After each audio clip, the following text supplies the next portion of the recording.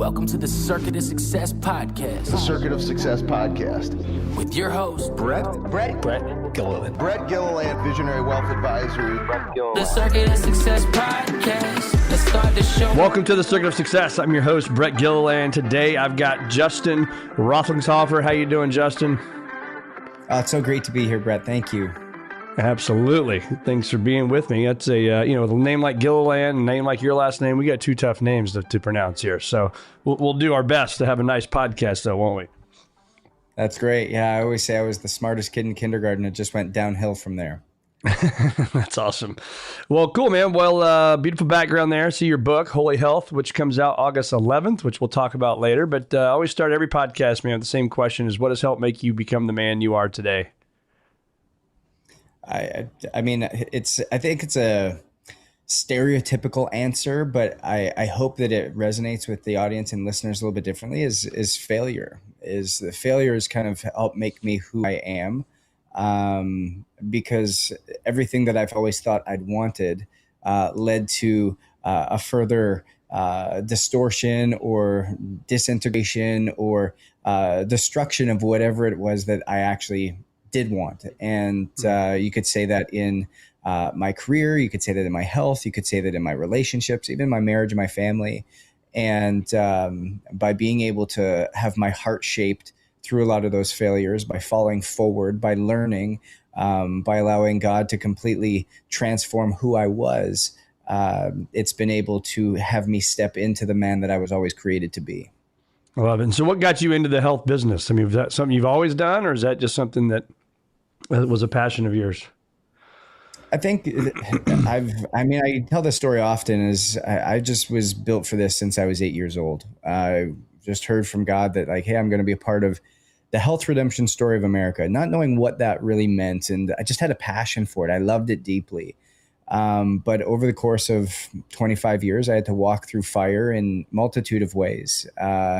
Liver, kidney failure, obesity, anorexia, addiction, anxiety, depression, being diagnosed with precancerous polyps in my colon and a bleeding precancerous ulcer in my stomach, being told I wouldn't see 35. And I say each one of these journeys really sharpened my sword in just wanting me to learn more. And it's what perpetuated my learning experience.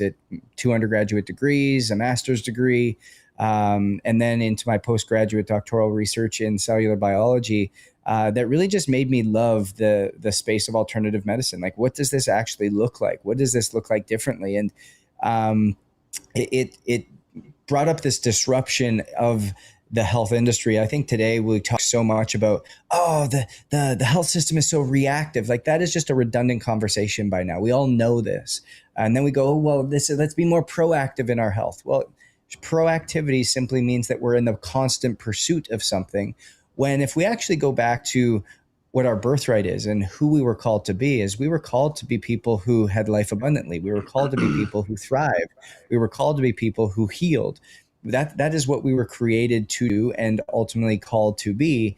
And so if we just go back to what our birthright is and we lived in greater alignment with how we were created, then our body would do exactly what it was supposed to do, which it's not supposed to age over the course of time. It's actually supposed to maintain and develop and grow. And so this has always been a key part of my life and something that I've just loved. But it came from that space of failure that then took my unique experiences paired with my unique education, and has allowed me to step into a space that is really aligning scripture and science and theology, biology for the betterment of helping high capacity leaders and people around the world heal in a very different way than we have in the past.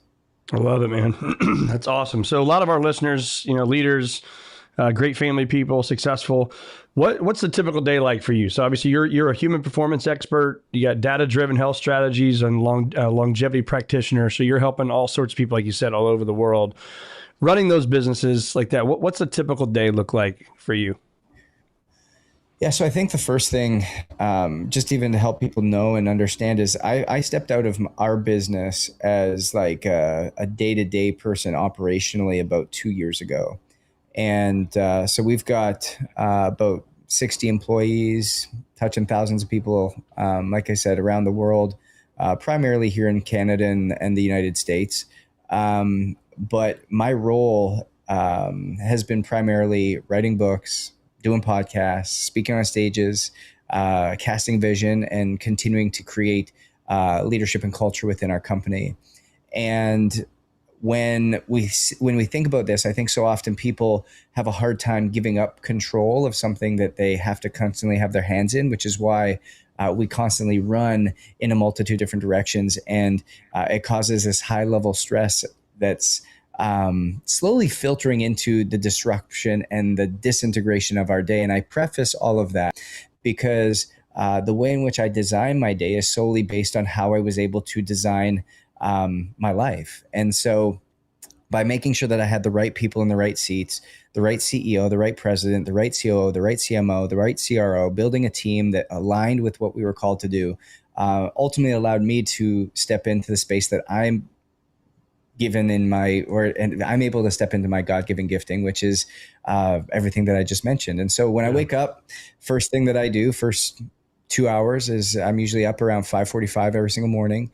First 30 minutes is in the word and prayer. And then I get right into the gym and there for about an hour. And then I sauna and kind of start looking at what I'm doing for the day.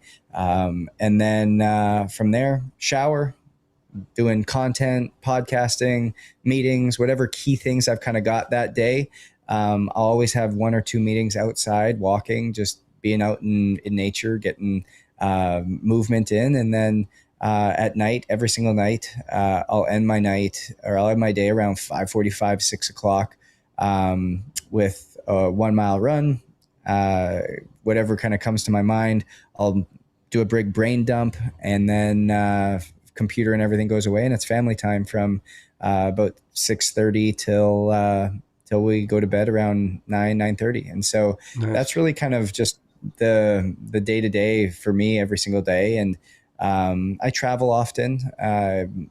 Like I said, I speak about 75 times a year. And so on the road for about 100 days a year, you can say, so just under a third of it. So there's very specific things that I do, but I try to maintain the exact same process and the exact same rhythm, even when I'm on the road. So it's what I call just a high level of intentionality in how we live. And when you live with intentionality, you mirror the image in which you were created, which was high levels of intentionality. Yeah. Love it. So do you guys have physical locations as well? No physical locations. Everything that we do is 100% virtual. And so when somebody comes on with us, you're going to get like your entire holistic integrated health team around you. So you'll get your nutritionist, your strength coach, your functional medicine doc, as well as your cognitive behavioral therapist that integrates all of the testing we do with you, DNA, epigenetics, cellular testing, understanding how the body's functioning on the inside, then having the day-to-day accountability through wearable data analytics that come back to your team. And that team is really building a relationship with you. I think this is the cool thing about what we do is so many health companies just want to give you the information and say, okay, go figure it out, or we'll give you a plan in a PDF or an app form, where with us, we're all about relationship. We believe that transformation occurs through relationship, not through technology. And when we build relationship with somebody, that's where the high degrees of accountability come from. And that's where true transformation, true change happens. And I'll go even back, Brett, to the first question you asked me is, how have I become the man that I am? It's us helping people become the people that they were called to be. I think the coolest story that I experienced when I was in Italy was we saw the statue of David. And the guy that we were with talked about how Michelangelo had done an interview. And because at the time, the Statue of David was this massive feat, like it was this beautiful artistic advancement that people had never seen before. And he goes, how did you get this amazing Statue of David out of this brick of marble? And he goes, oh, that was the easy part. He goes, David was always inside that brick of marble. I just had to chip away everything that wasn't David. And for us, there's a person inside of us that's thriving. There's a person inside of us that is energetic, that is mentally clear, that is focused, that is on mission, that is doing what it is that God's called them to, that's deeply integrated with their family, deeply connected with both God and those most important to them. But what we have to do is we have to chip away everything that is not that person.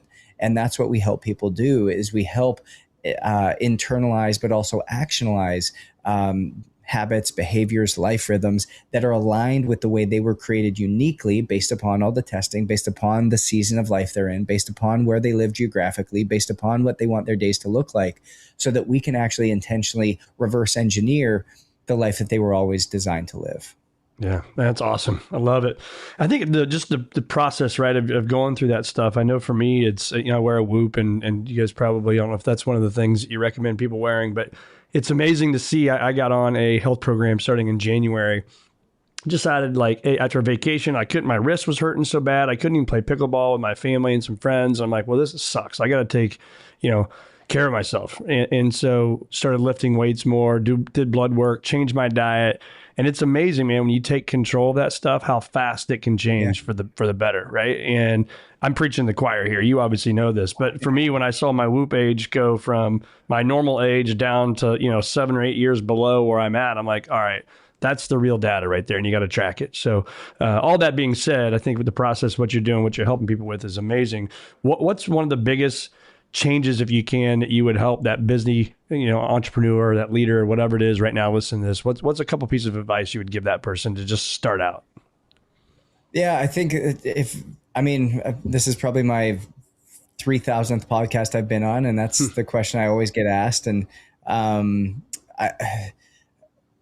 think that's even one of the problems, is everyone's telling you, oh, here's the advice that I would do. Here's where you should start. But I don't know who you are. I don't know where you're at. I don't know what your thoughts are. I don't know what your family situation is. I don't know what your goals are. I don't know if there's something built around you. And so you've got all these people trying cold plunging and sauning and running in your zone 2 and your zone 5. And you've got all these habits and behaviors that are thrown out to people, but yet they don't even understand the very thing that they're living in.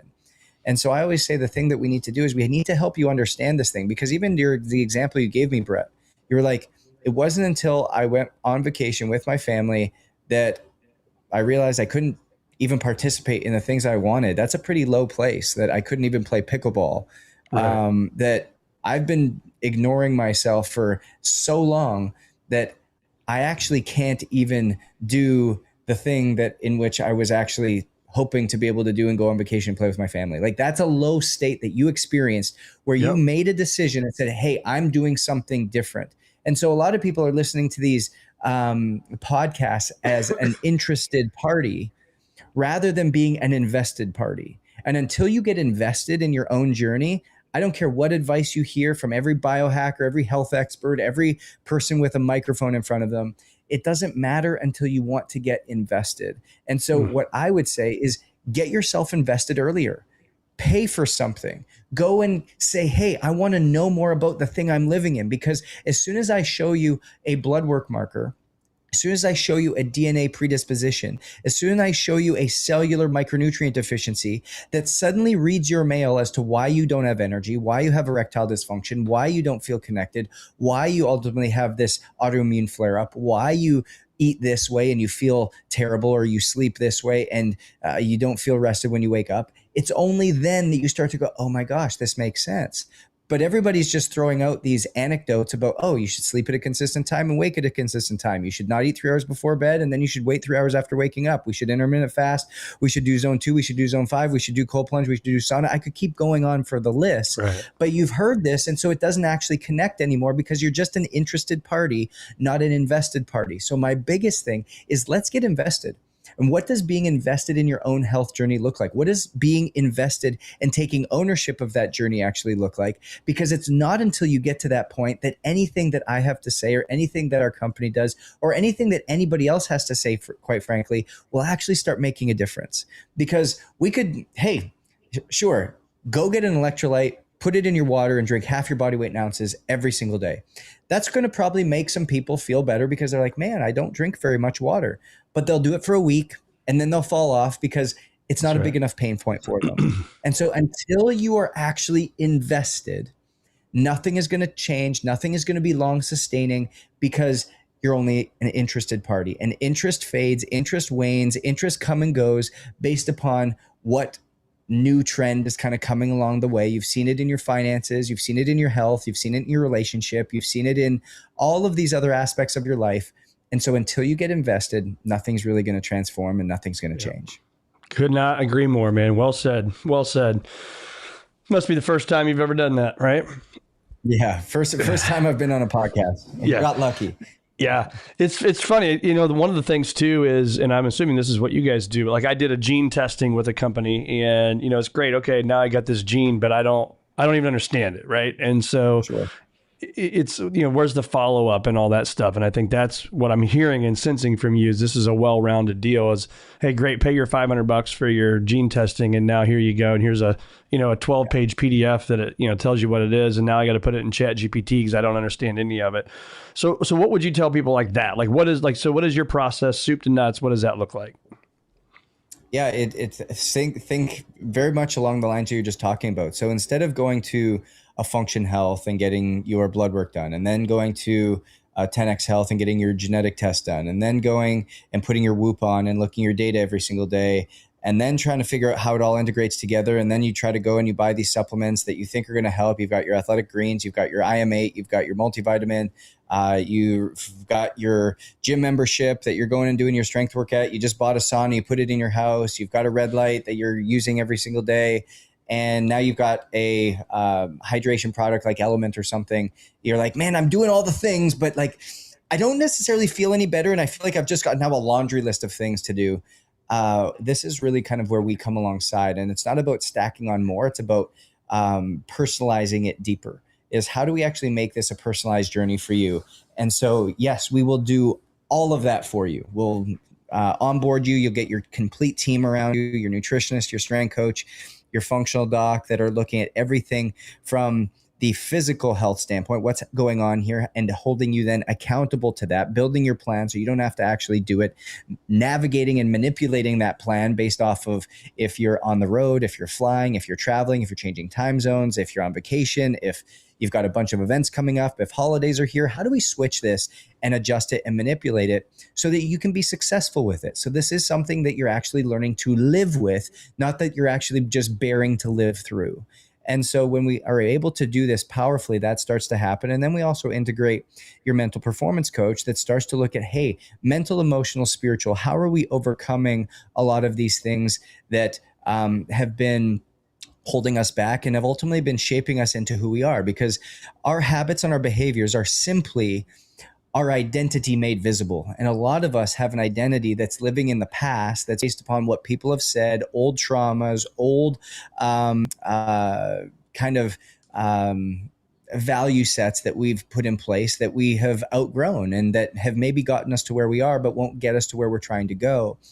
And integrating all of this together, we now start to see, hey, Brett, you have the MTHFR gene mutation. So thus we're going to actually methylate every product that we're putting into your body. We're going to custom compound that for you. We're actually going to see that you actually have a elevated cortisol level, which actually tells me that intermittent fasting is not going to work as well for you. We're going to want to limit your cold plunging exposure. We're going to go more for the first 3 to 6 months of a strength-based program, not a high-intensity-based program.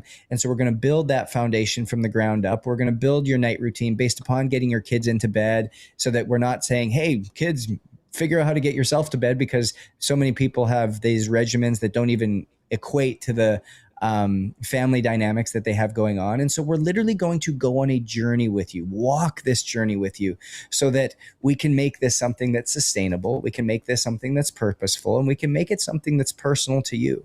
And when you start to feel it and you start to walk in that, it's like, my gosh, why would I have lived any other way? I now have eyes to see and ears to hear what I couldn't before.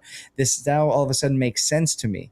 And going back to, again, your first question, which is such a good one, it helps shape you into the man, helps shape you into the woman that you were always called to be. But the simple habits, behaviors, and life rhythms that you didn't know you were stuck in were actually holding you back from being shaped and molded into that version of you. Yeah, that's amazing. I was looking up, I wasn't texting, I was listening to you, but I was looking for my gene test and I can't find out exactly where it's at. But the MTHFR is one of the ones I guess I was a red because I use that 10X health that you were talking about for that. Sure. Yeah. So what does that mean? Do you know, like off the top of your head, what that one is? It's Yeah. So the mother effer, right? Yeah. So again, the marketing behind all this is such trash. And I say that I could have probably said it more eloquently, but you strike a chord a little bit in me when you start getting into this stuff. And all the influencers that think they know everything, right? Man, so when we think about this, there's something in our body called methylation. What methylation does is it allows our body to actually break down man-made nutrients into a usable form. And so let me give you an example. In a multivitamin, there's something called vitamin B12. We know we need vitamin B12. It's critical that we are able to use it. Well, when we think about vitamin B12, there's two, I'm just going to go with two main forms. There's more than two, but let's just go with these two. You've got cyanocobalamin versus methylcobalamin. Well, cyanocobalamin is not methylated. And if you test positive for the MTHFR gene, there's nothing wrong with that. There's 71% of people in America have positive test for a methylation gene. All it means is you can't break down cyanocobalamin into a usable form of B12 that your body can then absorb and actually put into play. So if you have a cyanocobalamin form of B12 in your multivitamin, in your energy drink, in your some other form of beverage, then it's going to show up in your body. It will not be methylated, and it will actually turn into a toxin that your body then has to break down. And that toxin is actually shown in something else that we test, which is called homocysteine. The average level of homocysteine that somebody should have in their body is less than 4, and the average number that we see in the majority of people we test is 39. So it tells me that people are walking 10 times more toxic than they should be because they're taking in garbage products based upon not knowing what their body actually needs, even though they're being sold something is healthy. You look at it, like I said, 99% of quality multivitamins or high-end daily morning products, I won't name them, but like think AG1 or IM8 or some of these other ones that you're paying $180 to $200 a month for, don't have these methylated forms. So all it is turning in toxins. And so this is what now your body has to sift through, your body has to work through, that is completely unbeknownst to you. And you're doing what you think is healthy, but is actually holding you back. And long-term, chronically over time is creating the very things that you're trying to avoid, which is the illnesses, the diseases, the autoimmune issues, the brain fog, the lack of energy, the anxiety. All of these things are being led into because you just don't understand your body well enough, and nobody's ever actually sat down and discipled you on a journey to understand this thing, so it becomes very clear and cut as to what I should do. But instead we live in this foggy gray area where somebody's just trying to sell you something rather than actually trying to help you heal. Yeah, that's awesome, man. Thank you. We'll talk more about that maybe when we're done. Talk about your journey through Own It. You helped create or led him to create Own It. It's an elite coaching thing that we're talking about right here. What are the things that you see that are kind of like the, you want to smack yourself inside of the head that these successful people are doing day in and day out, that somebody could hear this podcast and flip the switch? Yes, they got to want it. Yes, they got to go do it. But what are some of the common things that you're seeing that you can help pretty quickly with? I mean, number one is just the way in which you start to prioritize your day. A lot of people think that, and I think after working with tens of thousands of high capacity people, speaking to millions of them at this point, doing these different workshops, I take in a lot of information. I've been able to ultimately lead into 3 or 4 things that show up in the most high capacity leaders that exist, entrepreneurs, business owners, et cetera. And the traits in which these are, the first one is that we've got this this thought process of our identity is tied to performance. So we're only as good as what we're creating. We're only as good as what we're conquering, and we're only as good as what we're producing.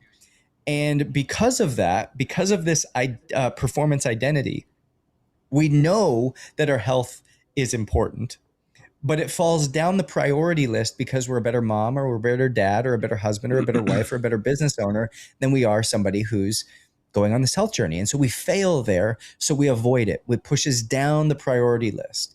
And oftentimes when people come to us, they tell us that health is a high priority. But what I always come back to, I say, hey, just let me give a glimpse of your calendar. And the moment that you show me your calendar, I can tell you what your priorities are. So that's number one, is there's this performance identity that exists. Number two is there's this all or nothing effect where it's like, hey, I'm all in. And a lot of entrepreneurs and high capacity people have this all in mentality. I'm going to wake up at this time. I'm going to get my workout in. I'm going to go and I'm going to do this hard reset. Everything's going to change.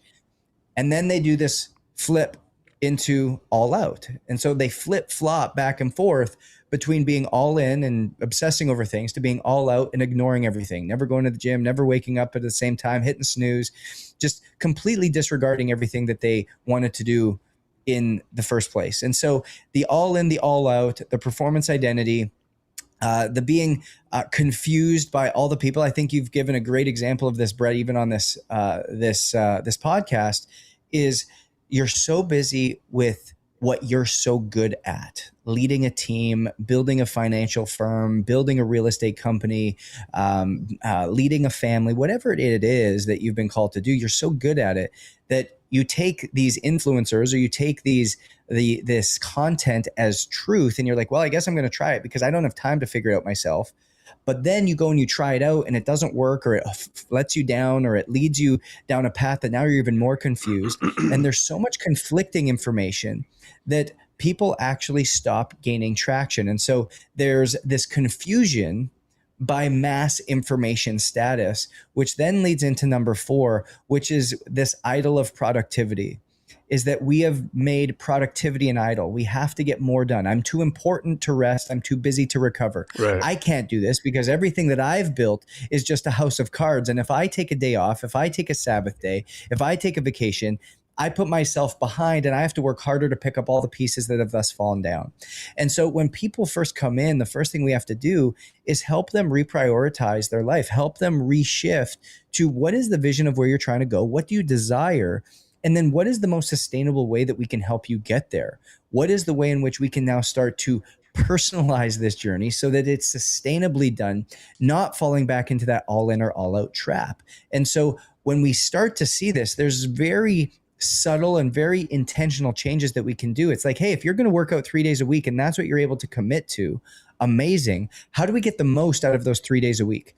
Hey, you know what? There's probably something in your business that you hate doing that's a mundane job, that's a mundane task, like sending emails or voice noting your team or looking over certain reports that you could be riding a bike in zone 2 for and actually getting it done, and it makes it more enjoyable, and you double dip on 2 things. Or you could go and do something else that's going to help guide you further in your health journey, that's going to give you more energy to do more, that's going to increase capacity.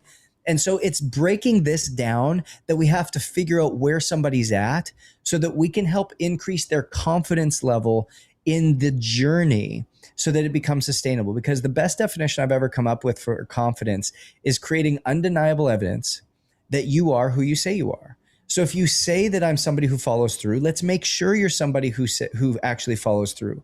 And I see this so often I think I see it more often in men than women, because women are just so much more abiding by their word, is that they say they want to do something. They say they have a passion for it. They say they want to actually do it and that now's the time.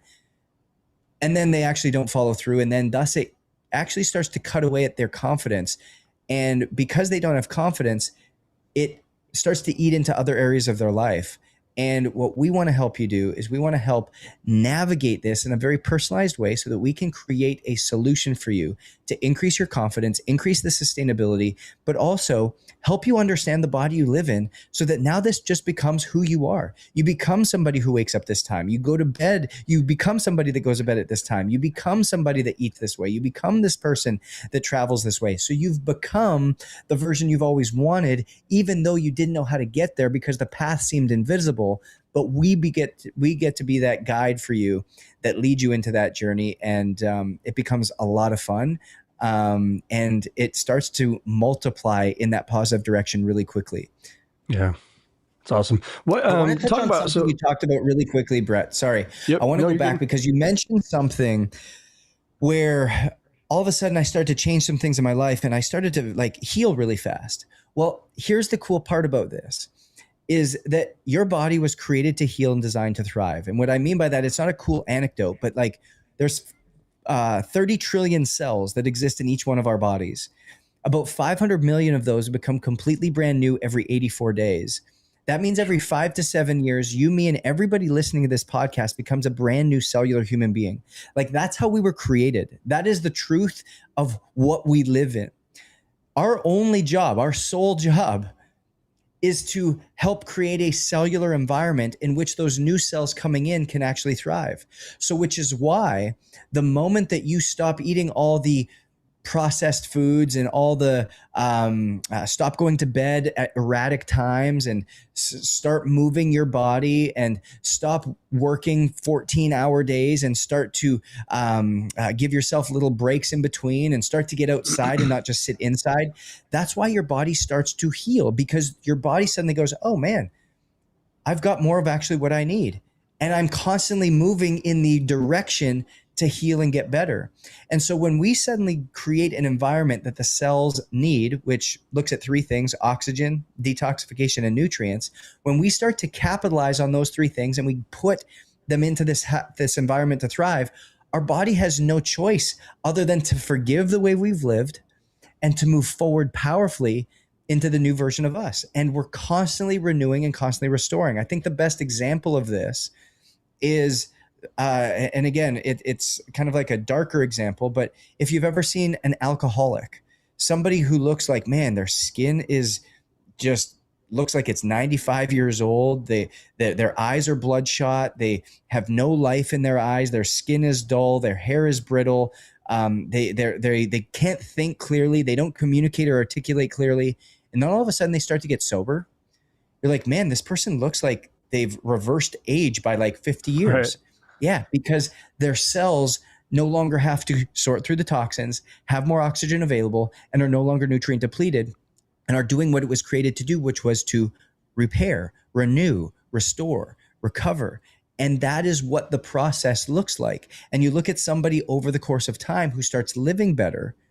That's the same thing with each and every one of us. And so we've seen autoimmune disorders reverse. We've seen cancer disappear. We've seen diabetes have their pancreases magically turn back on. All these things that people thought were impossible, right down just to simple weight loss or energy reverberation or eliminating sleep disorders. Like this has all happened right before our eyes, not because we're miracle workers, but because we allow the body to do the miracle that it already is. Yeah. Yeah. Incredible, man. Talk about longevity. You know, that's kind of the buzzword you hear now. Everybody's saying longevity. But we want longevity, right? Like I want to be able to play golf on my 100th birthday. I mean, that's the vision. I think it starts with a vision someplace, but from, for somebody that doesn't understand the world that you guys are in as well as you do, from a longevity standpoint, is it more weights? Is it, stretching? I mean, what are the things that we need to be balancing throughout the week to live a long, healthy life? And I know there's a million things that you can say, and I know it also has to do with diet and all the stuff, but what are some of those? Yeah, I think it's going to encompass 4 key pillars, right? So first pillar is going to be environment. Like, what's the environment you're living in every day? Is it a positive environment? Is it a negative environment? Who are the people you're around? Are they people who are uplifting, or are they people who are dragging you down? Is it an environment that lives in gratitude, or is it one that lives in constant negativity? Are you listening to uplifting music, or are you listening to things that make you anxious and angry? Are you inside all day, or are you exposed to sunlight and natural light? Like, the environment that we are in has such a massive impact and influence.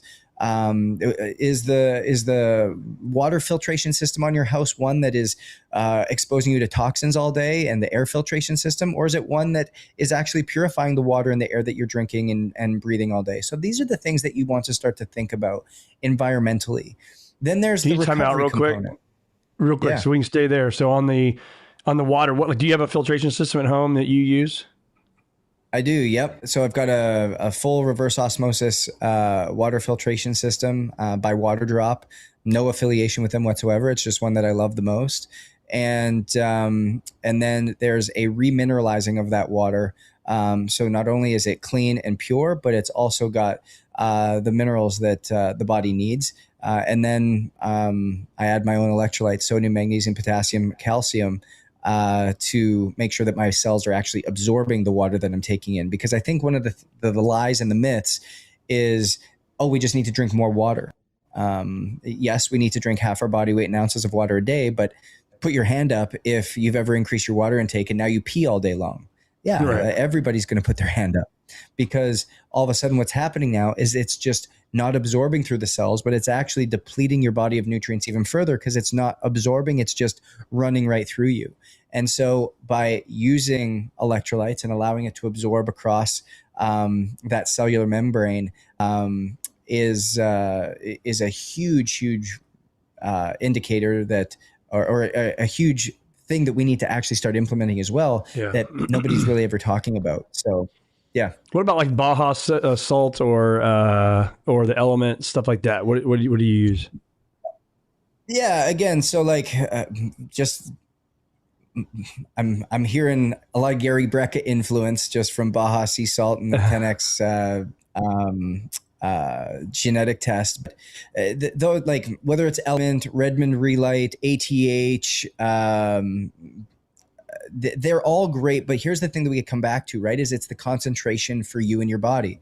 So when we think about this for a client, it's, you can go and throw some Baja Sea Salt in, but yes, it has trace minerals. Yes, it's got heavy sodium numbers, but we're missing out on the balance of everything. And so then someone's like, well, should I use Element? Well, Element's got about 1,200 milligrams of sodium and 600 milligrams of potassium and 50 milligrams of calcium. Like, is that too much for a sedentary person? Yeah, probably. And so we need to understand, again, genetically, what are we predisposed to absorbing? What's our current sweat rate? Are we actually doing things at that level? And then we're able to get a little bit clearer. So my favorite, just even coming back to what you said, I don't like the Baja Sea Salt action and just throwing in little by little, because there's no tracking mechanism to see what's actually going on. I would rather use something like ATH or Element or Redmond Relight that goes into your water first 20 to 30 ounces of the day. That's what you're drinking. Allow your body to absorb it naturally, and then go with some type of hydrogen water or heavy filtered water the rest of the day to get to your total number, and then allow HRV and some of your blood work to start to determine, hey, is this working for you, or do we have to slightly change some things to make sure that we're more aligned with how your body was created? Got it. Perfect. So number one was environment. You said there were four. Number two is what? Yeah. Number one's environment. Number two is recovery. So when we think about recovery comes back to how does mental, emotional, physical, and spiritual recovery align together? So what time are we going to bed? Are we going to bed at a consistent time? Or are we waking at a consistent time? What's our evening routine in which we're preparing for sleep? And what's our morning routine when we're coming out of sleep? Do we abide by a Sabbath day where we, again, allow ourselves just to completely decompress? Do we give ourselves a reacclimation period from going from work to home? It could be 5 minutes. It could be one action. It could be a sauna session. It could be whatever it is that you currently have time for. Do we give ourselves times during the day? Or are we back to back meetings all day long?